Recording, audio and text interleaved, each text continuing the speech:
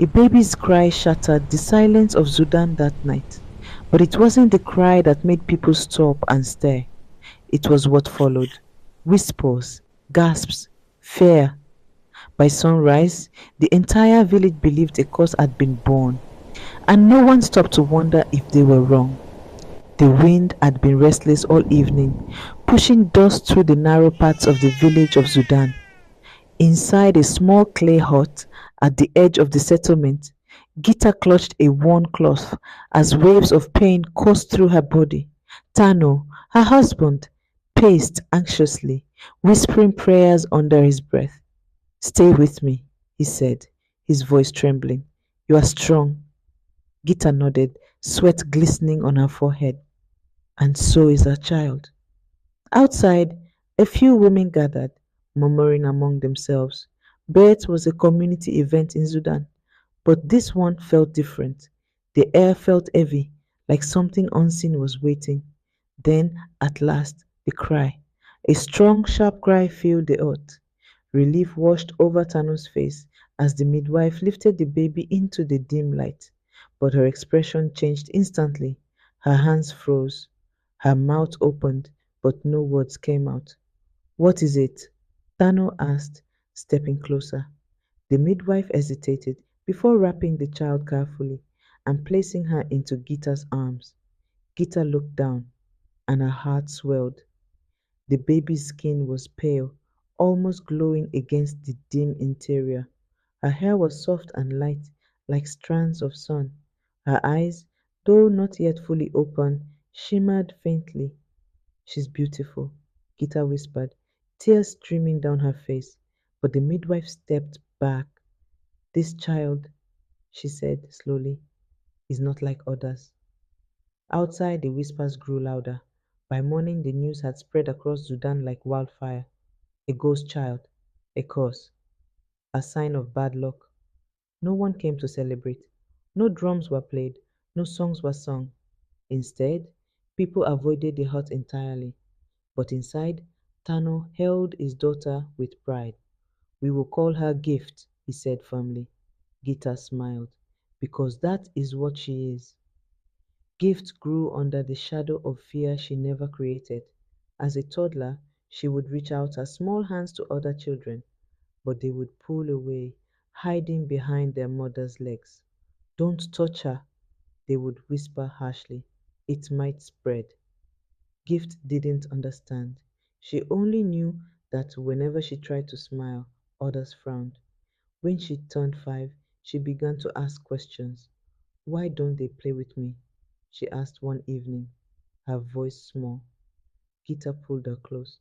"Because they do not understand you yet." "Am I different?" Tano knelt beside her. "You are unique. There is a difference." Gift frowned. "Is that bad?" Tano shook his head firmly. "No, it is something the world must learn to accept." School was even harder. On her first day, Gift wore her cleanest dress. Gita had braided her soft, light hair gently, humming as she walked. "You're going to shine today," she said. Gift smiled, hopeful, but the moment she stepped into the classroom, the whispers began. "That's her, the ghost girl. Don't sit near her." The teacher hesitated too, but eventually pointed to a seat in the corner. Gift sat alone. At break time, children ran and laughed, but not near her. If she walked toward them, they scattered like birds. One boy threw a small stone. "Go away," he shouted. "You don't belong here." Gift ran home that day, tears blurring her vision. "Why do they hate me?" she sobbed. Gita held her tightly. "They don't hate you. They fear what they don't understand." Tano added, "And fear can make people cruel." "But I didn't do anything," Gift cried. "I know," he said softly, "and one day they will know too." Years passed, but the loneliness did not. Gift often sat beneath a large baobab tree at the edge of the village, watching others from afar. She talked to the wind, to the birds, to herself.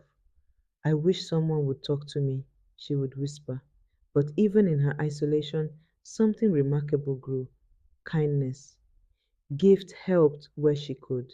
She fetched water for elders who avoided her. She picked fallen fruit and left it quietly at doorsteps. She smiled even when no one smiled back. Her parents noticed.